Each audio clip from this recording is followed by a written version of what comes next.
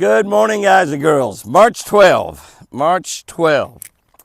If you're going to be fishing grass edges, and I know the grass has not come up all the way to surface in a lot of places yet, but some places in the south it has. If you're going to be fishing grass edges, how should you go about flipping those grass edges? Where should you fish? How should you run your boat?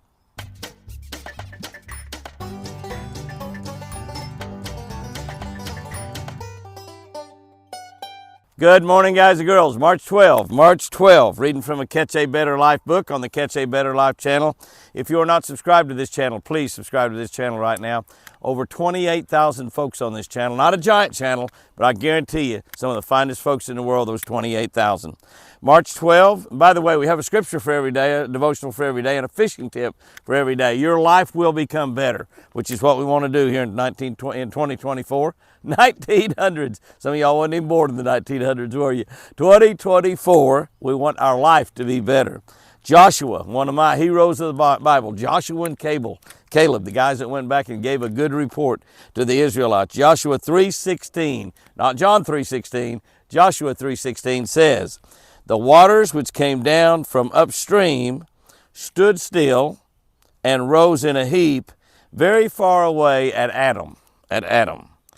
We all love dead, calm water. The wind's beginning to blow out here this morning. It's supposed to blow pretty good today. It's chilly out here. Water like glass. We love that. It gives us a sense of peace. This special time usually comes early in the morning or right before dark. It's generally doesn't last very long. It's so calm that we must exercise stealth in order to catch fish. We got to almost hunt the fish as opposed to just fishing. We run our trolling motors on very slow speeds. We let our bait sit still until all the ripples die down before we start moving them. It's magic time. It's a magic time to go fishing. The events in today's verse were not magic at all.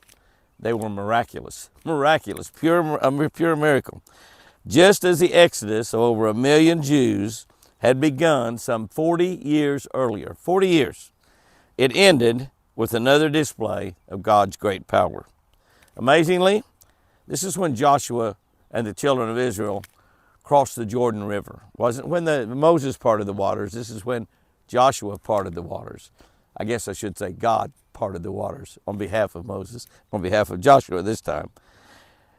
This is another great display of God's amazing power. Amazingly, the waters were dammed up miles and miles upstream. They wasn't dammed up where we could see them. They were miles upstream, as far away as Adam. So the Israelites could cross over the Jordan River to safety.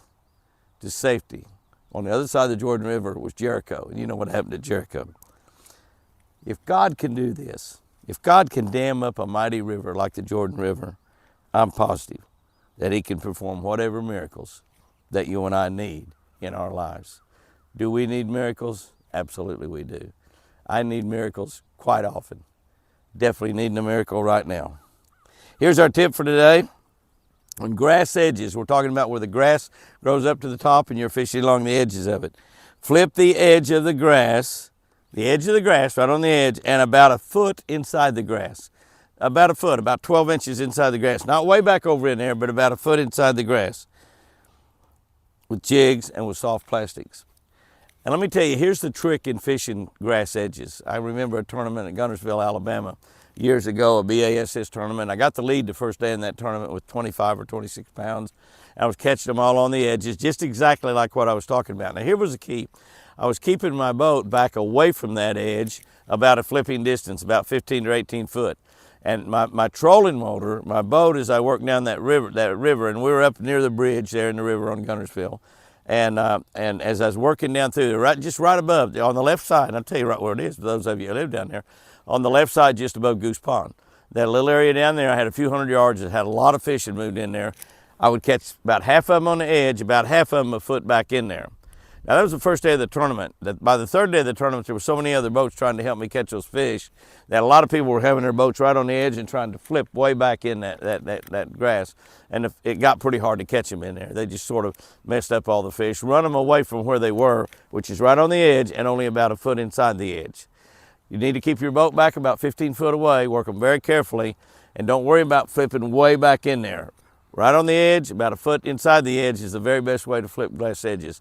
And I promise you, you do that, you're going to catch some fish. When you get your boat right up on the edge, your trolling motor is going to spook a lot of fish, move them way back in there, most of them too far you can't even catch. Guys and girls, go out there and have you a great one. And remember, I sure do love you.